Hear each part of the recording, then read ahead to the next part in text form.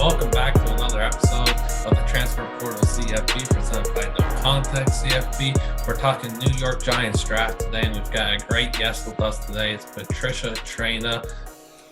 Great to speak with you today. Can't wait to dive into some Giants draft. How are you doing? I'm doing well. Thanks for having me. Yeah, no problem. Really excited to talk Giants draft and continue, our Transfer Portal CFB's draft coverage. I love doing this, and I can't wait to hear your thoughts on what New York needs to do. And I guess we'll start off by asking you, who do you believe the best player in the draft to be and why? Mm, there's a lot. I don't think there's one consensus. You've got different guys at different positions who are really at the top of their game. You've got, like, for example, a Kayvon Thibodeau, who I think is one of the best, Aiden Hutchinson, and Kyle Hamilton, who's a safety. You look at the three offensive tackles, Iquam Ekwanu, Evan Neal, Charles Cross, they're all at the top of their position. I mean, even at quarterback, Kenny Pickett has risen up the board. So it really depends on what position you're talking about. I don't think you can, for me at any rate, I don't know that you can say that there's one clear cut best player because everybody does something a little different, brings a little something different to the table. But if you're talking about like positions and maybe guys that'll go in the top 10, those are probably some of the names that come to mind. Sauce Gardner of Cincinnati, a cornerback, Derek Stingley Jr., LSU cornerback, he could possibly go in the top 10. So those are some of the guys I would say are amongst the names to watch for the top of the draft. Definitely really good names there. Personally, I believe Kayvon Thibodeau to be the best player in the draft, which people are throwing garbage on his name all process, unfortunately. Hate seeing that. But he is one of those names that is affiliated with the Giants at 5, possibly also 7 if he, for whatever reason, ended up going that late. What are you personally expecting the Giants to do on night 1 of the draft? Well, they got to take care of the offensive line. If they don't address that offensive line, then I quit. Yeah. I mean, seriously. Look, you look at what they did in free agency and how they signed a bunch of interior offensive linemen. And the one position they really didn't address, and I know they signed Matt Gono and they also re signed Corey Cunningham, but those guys I could see battling it out for the swing tackle spot. They didn't really address the right tackle position, and they have to come away with a starter there. Look, if they're going to ever find out what they have in Daniel Jones, if they're ever going to find out if Saquon Barkley can be, that top-notch running back. I mean, Barkley can't do it by himself. They're going to have to beef up that offensive line because if they don't, look, we've seen what has happened the last couple of years. It hasn't been pretty. Stop messing around. Fix that O line once and for all, and let's call it a day. Yeah, they definitely need to address the offensive line. I don't know, even going back to when they drafted Saquon, just personally completely disagreed. I wanted to see them, trade down a few spots, but even then, I still wanted to see him take Quentin Nelson at 2, which was outlandish at the time. But I mean, his play speaks for himself. And I mean, yeah, they just desperately need to address the offensive line. And you've kind of touched on some of the names that are possibilities with Aquanu, Evan Neal, and Cross possibly at 5 or 7. Do you have a preference on one of those? It's funny. I just tweeted that for the at the start of this whole process, I was very ice cold on Charles Cross, and I thought, hey, Evan Neal is the safe pick because he's the guy who can slide right in at right tackle. Whereas Iquanu, very good player, excuse me, would bring nasty to the offensive line. He could play guard or tackle. But the more I do on Charles Cross, the more I'm warming up to him. And spoiler alert, I just did a podcast earlier today, my own podcast, Locked on Giants, and I had a guest on, a football coach, Gene Clemens, who writes for Giants Country, which is the site I manage for SI's Fan Nation.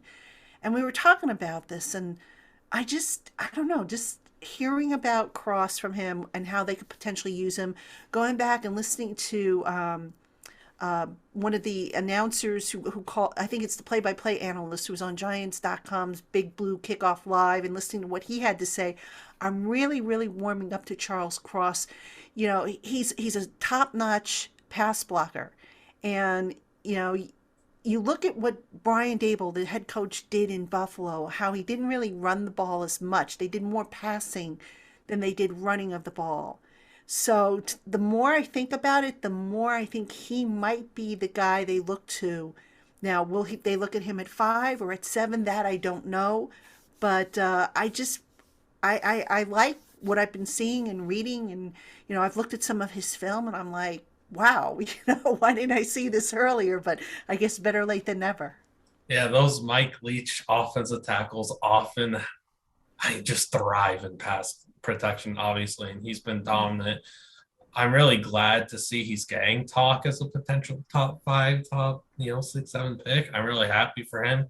I would completely agree with you that he is a viable option. That I'd say 7. I don't think they would take him at 5 because I mean, how do you pass on like adding Kayvon Thibodeau to your defense and then addressing the tackle need later, depending on how the board goes. But maybe Right. maybe they're in a spot where they could take Kayvon at 5, and then it's they're going to get their choice of Neil, Aquanu, or Cross. At least get one of them right at 7. So I think that's probably the best. But if you were in control, what would you be doing with picks 5 and 7? Well, it all depends on how the board falls, as you said. But if the board falls the way I would like it to fall and the way it fell when I ran my last mock draft for Giants Country, I would go with Thibodeau at 5, because at that point I think I had all 3 offensive tackles on the board. So I went with Thibodeau, who was sitting there, and then I knew I would get one at 7, one of those offensive tackles, and I think Carolina took Evan Neal at 6 in the mock draft, and I grabbed Charles Cross. I mean, I think it was. Or wait, did I draft Cross? No, wait, it wasn't Cross. I'm sorry. I forget who I drafted. I drafted a tackle, but if the One of the board very falls that good way, ones. I would say Thibodeau and Cross if Carolina doesn't spoil the party. Because, like I said, the more research I do, I know it sounds like I'm flip flopping on my opinions, but the more research I do, and this is what NFL teams are doing too. They're learning more and more every day. They might have had one opinion on a guy 2 weeks ago, and now that's changed. So Mm-hmm. it's not uncommon. Mm-hmm. No, I definitely. I said too. Yeah, they should go and get Thibodeau at 5 and then possibly at Cross at 7. But I personally would like to see them draft Malik Willis. I would love to see him work with Dabble. I think that would be a tremendous duo. And how I just look at it is because I've said a few times, all right, Thibodeau shouldn't be there at 5, and he definitely shouldn't be there at 7. He's too great of a talent. I would be looking to set this roster up for success down the line. Daniel Jones, I don't perceive him as somebody that's going to drastically get better and improve the upward trajectory of this franchise.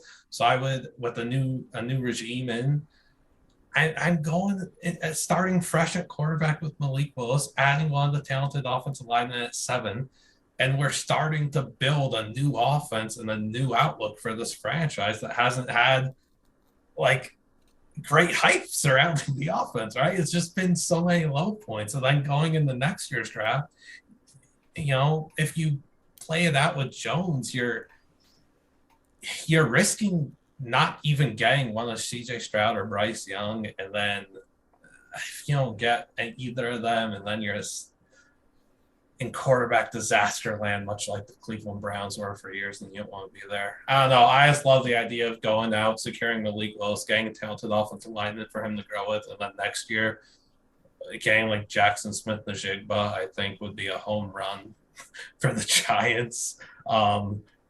I might be in the minority there, but that's all right. Yeah, I don't agree with that philosophy. It's interesting. I was again on the podcast that I taped earlier. I kind of had an epiphany when I was talking because I was like, look, if the Giants are going to trade down, I have to have a 2023 extra first round pick. And I got to thinking and I said, you know what? This team has so many needs right now. why not fill as many of them as you can, get as many starters as you can?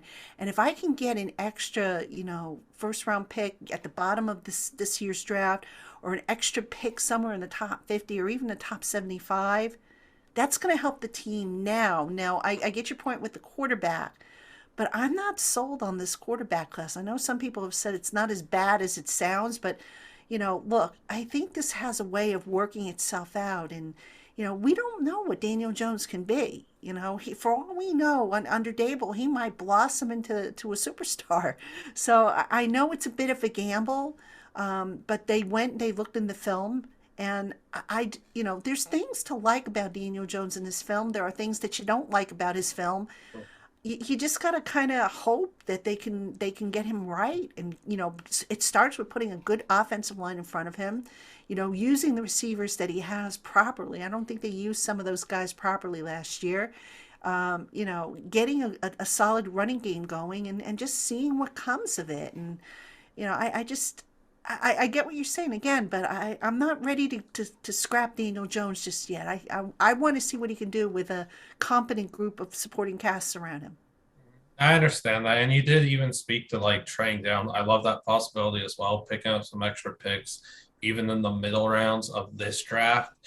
They've got 9 picks. They have a decent amount on day 3. And I'm just curious, who are maybe some sleepers that you think the New York Giants could be taking?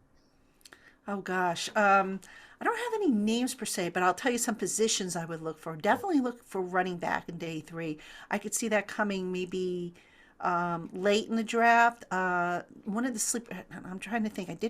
I just posted an article on Giants Country with some sleepers, and I'm trying to think of the names. Donovan. Oh gosh, let me think for a second. What was the name? I'm gonna pull it up here. I'm gonna cheat because I don't remember the Oh, names. good. I just actually posted this article. So running back, I had let's see, what was his name? Of course, I went and did this way, but let's see. James Cook, I know, was mentioned. Zonovan Knight, North Carolina State, was a guy. I think maybe we can look at a tight end on day 3, because I don't think the Giants under Dable are going to run very many 12 and 13 personnel. So maybe, get a guy like, oh goodness, what is his name? Jake, Jake, Pick Jake? Ferguson. Yeah, Ferguson. Thank you. So I apologize. I don't, if I don't Okay. have it in front of me, my memory. I've written so much content. It's like the names are starting to run together with all the No, months I and all that. understand that for So sure. yeah, Jake Ferguson. Maybe pick up another offensive lineman down the line. An interior offensive lineman that you could start developing for next year, because you got all these other offensive linemen that you signed to 1 year deals. You're not going to be able to re-sign them all, so maybe pick up a center someplace. So there's a lot. I mean, when it comes to sleeper picks, I'll admit my track record at the bottom of the draft is not very good. I don't know a lot of media Mhm. members whose record's very good, but there is some positions that I think the Giants will defer to day 3: tight end, running back, interior offensive line. I think would be one. I could even, I would not be shocked actually if they take a quarterback on day 3. I don't think they should, but I could see that happening. Because remember the Bills did it with Jake Fromm a couple years ago, and that the hope was to develop him. Now, if the Giants did that, people will start screaming, "Oh my God, they wasted a draft pick."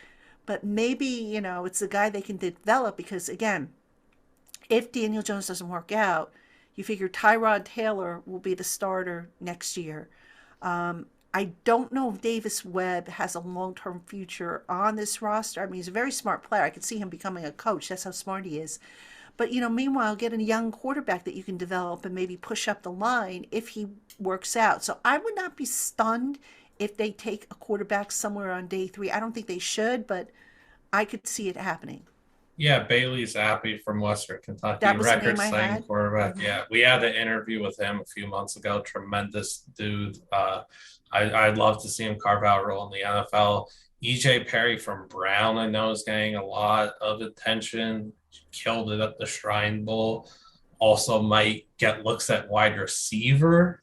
So that's interesting. But speaking to the interior offensive line, Zach Tom from Wake Forest could Hmm. be somebody to look at. Played tackle Hmm. the last few years, but projects as a center. I think he'd be a guy to really take a look at. At running back, I did write one name down to talk about, and it was Sacred Hearts running back Julius Chestnut.